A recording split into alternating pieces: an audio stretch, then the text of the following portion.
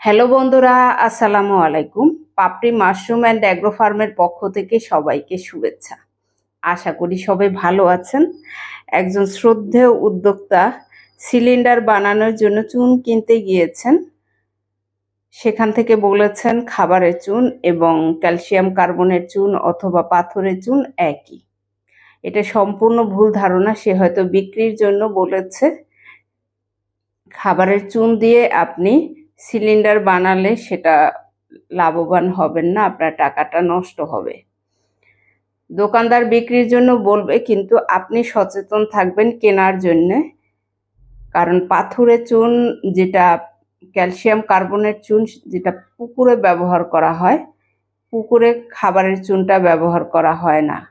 পুকুরে যেমন পানিটা পরিশোধন বা পানিটা জীবাণুমুক্ত করার জন্য যে চুনটা ব্যবহার করা হয়, খড়েও সেই চুনটাই ব্যবহার করা হয়। আপনি কখনোই পানের দোকানে কিনতে যাবেন না, তারা বিক্রির জন্য আপনাকে এভাবে পথভ্রষ্ট করবে।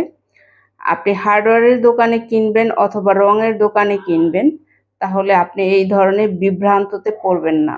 অনেকেই যারা না বুঝে এরকম কাজ করে থাকেন, নিজেও বুঝতে পারেন না যে তার ত্রুটিটা কোথায়। আমাদের কাছে যখন জানতে চান, সেটা কেনার পরে যখন আপনি জানতে চান, সেটা তো আপনি ক্ষতিগ্রস্ত হচ্ছেন। কেনার আগে শিওর হয়ে নেবেন, কারণ সঠিক জিনিস ব্যবহার না করলে সঠিকভাবে আপনি কার্য সম্পাদন করতে পারবেন না। আশা করি ভিডিওটি দেখে আপনি নিজেও সতর্ক হতে পারবেন এবং যারা জানতেন না তারাও জেনে নিতে পারবেন। ভালো থাকুন, সুস্থ থাকুন এবং নিজ ঘরে ঘরে মাশরুম চাষ করে নিজের পুষ্টির চাহিদা মিটিয়ে তুলুন। ভালো থাকুন। আল্লাহ হাফেজ।